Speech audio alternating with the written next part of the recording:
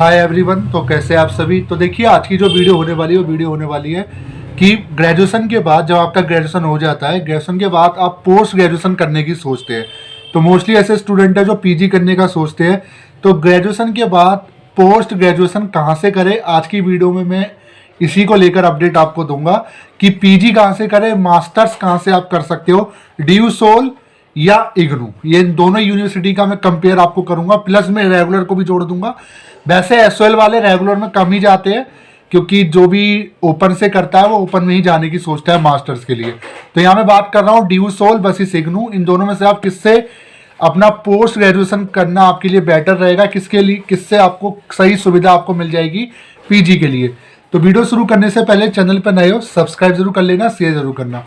तो जितने भी ऐसे स्टूडेंट जो भी फाइनल ईयर में पढ़ रहे हैं, चाहे वो एसओएल में पढ़ रहे हो, चाहे इग्नू में पढ़ रहे हो, किसी भी यूनिवर्सिटी में आप पढ़ रहे हो, किसी भी कॉलेज में आप स्टडी कर रहे हो, तो आपके मन में सबसे पहला सवाल आता होगा कि जब हमारा ग्रेजुएशन हो जाएगा उसके बाद हमें पीजी अगर करना है, जैसे एमए करना है, एमकॉम करना है, तो इसके लिए हमें किस यूनिवर्सिटी किस कॉलेज में हमें जाना चाहिए।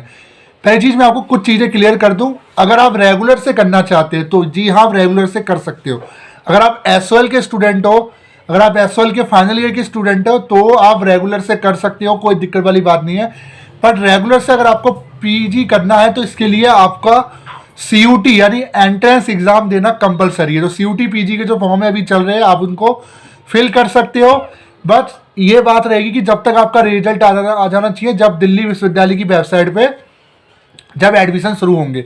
फिलहाल अभी फॉर्म भरे जा रहे हैं, फॉर्म भर सकते हो, फाइनल ईयर का कोई भी स्टूडेंट इस फॉर्म को भर सकता है। ठीक है, तो रेगुलर के लिए सिंपल सा प्रोसीजर है कि आपको वो फॉर्म सीयूटी पीजी देना होगा, विदाउट एंट्रेंस आपका एडमिशन नहीं होगा किसी भी कोर्स में।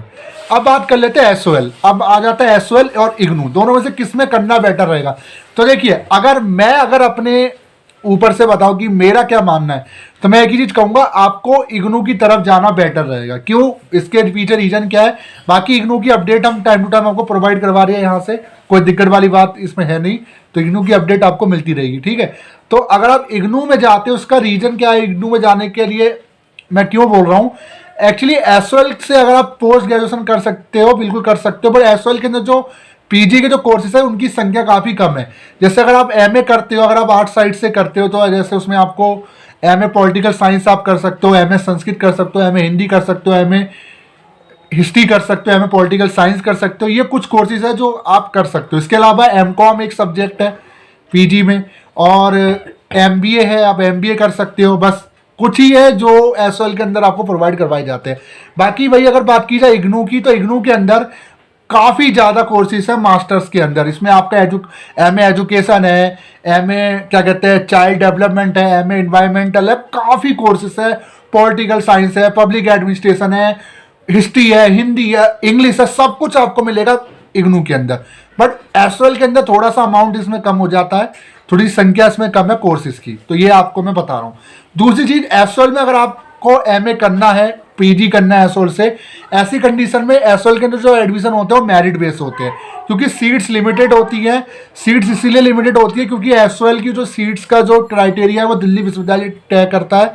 तो 10 से 15,000 टोटल सीट्स होती हैं पीजी के लिए, जो टोटल होती है सारी मिला के। बट इग्नू के अंदर ऐसा कुछ नहीं होता। इग्नू के अंदर अनलिमिटेड सीट्स होती हैं। इग्नू के अंदर ऐसा नहीं है कि वहाँ पे कुछ सीट्स का कोई बंधन बना हुआ है, नहीं। जबकि एसओएल के अंदर एक लिमिट में बांध दिया जाता है कि इतनी सीट्स है, इसीलिए वो मेरिट बेस आपका एडमिशन होता है। ग्रेजुएशन के जो मार्क्स होते हैं उसके अकॉर्डिंग ही आपको उसमें एडमिशन होता है। ठीक है, अब बात कर लेते हैं इग्नू के अंदर जो एडमिशन कैसे होता है। इग्नू के जो एडमिशन होता है मास्टर्स का, वो डायरेक्ट होता है। आप सिर्फ पास आउट होने चाहिए, ग्रेजुएशन आपका क्लियर होना चाहिए, आप इग्नू में किसी भी कोर्स में मास्टर्स कर सकते हो। कुछ प्रोफेशनल कोर्स ऐसे हैं जहाँ पे आपसे मार्किंग बोली जा सकती है कि आपका 50% 60% होना चाहिए। बट ज़्यादातर जो 90% कोर्सेज है, जैसे एमए, एमकॉम, ज़्यादा जितने भी कोर्सेज है वो सारे आपके विदाउट परसेंटेज पे आपके हो जाए। जैसे आप ग्रेजुएट होने चाहिए, आपका एडमिशन उसमें हो जाएगा। बाकी एंट्रेंस उसमें होता नहीं है, मेरिट उसमें होता नहीं है इग्नू के अंदर। दोनों के एडमिशन की बात की जाए, दोनों के एडमिशन आपको जुलाई में देखने को मिलेंगे। एसओएल के भी जुलाई में देखने को मिलेंगे पीजी के, और आपके इग्नू के भी देखने को मिलेंगे। दूसरी चीज़, फैसिलिटी की बात की जाए, अगर आप एसओएल से पीजी करते हो तो इसके लिए आपको दिल्ली आना पड़ेगा एग्जाम देने के लिए, क्योंकि इसके एग्जाम सेंटर दिल्ली में है। बट अगर आप इग्नू से करते हो तो अपने होम टाउन से भी एग्जाम दे सकते हैं, क्योंकि इग्नू के अंदर ये फैसिलिटी मिलती है कि अपना जो एग्जाम सेंटर है उसको खुद सिलेक्ट कर सकते हो कि मुझे एग्जाम देने किस कॉलेज में जाना है, जबकि एसओएल में ये फैसिलिटी नहीं होती। इसके अलावा एसओएल के जो सारे सेंटर्स हैं वो आपको दिल्ली में ही मिलेंगे, जबकि इग्नू के जो सेंटर्स वो हर स्टेट में बने हुए हैं, आप कहीं से भी एग्जामिनेशन अपना दे सकते हो।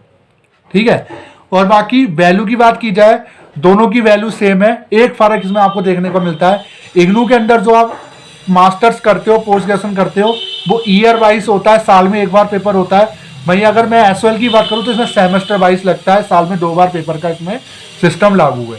बाकी दोनों के अंदर जो मास्टर्स है वो मैक्सिमम 4 साल की है, मिनिमम 2 साल की मास्टर्स होती है, पीजी होती है, तो आप कर सकते हो। बाकी तो मैं यही कहूँगा आपको इग्नू की तरफ जाना चाहिए। क्यों? क्योंकि इसमें आपको कोई एंट्रेंस नहीं है, कोई मेरिट नहीं है। बाकी अगर आप दिल्ली विश्वविद्यालय से करना चाहते हो तो आप रेगुलर कर सकते हो। अगर आप दिल्ली विश्वविद्यालय रेगुलर से नहीं करना चाहते तो आप एसओएल से कर सकते हो, वहाँ भी आपको दिल्ली विश्वविद्यालय की डिग्री दी जाएगी। बट शर्त ये है कि वहाँ पे आपको मेरिट बेस से गुजरना पड़ेगा, जब मेरिट में नाम आएगा तब जाके आप उसमें आपका एडमिशन होगा। तो दोनों में से क्या बेटर है मैंने आपको बता दिया, वो आपके अकॉर्डिंग है कि आपको कहाँ जाना चाहिए। दोनों ही यूनिवर्सिटी की जो डिग्री है उनकी वैल्यू सेम है, दोनों ही यूजीसी अप्रूव है। ऐसा नहीं है कि वो इग्नू की कोई वैल्यू नहीं है, जो इग्नू की वैल्यू नहीं बोलते उनसे मेरा एक ही चीज कहना है कि आप क्या जाने इग्नू के बारे में, क्योंकि इतने मोस्टली जो हायर एजुकेशन आज हायर पोस्टों पे बैठे हुए जो अधिकारी है वो सब इग्नू से ग्रेजुएट है, पोस्ट ग्रेजुएट है। आप खुद उनकी डिग्री देख सकते हो।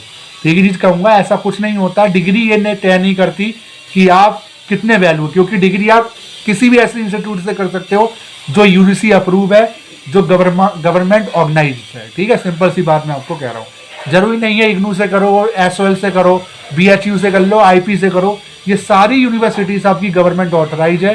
तो गवर्नमेंट ऑथराइज किसी से भी आप अपना ग्रेजुएशन पोस्ट ग्रेजुएशन करते हो तो उसकी सेम वैल्यू होती है।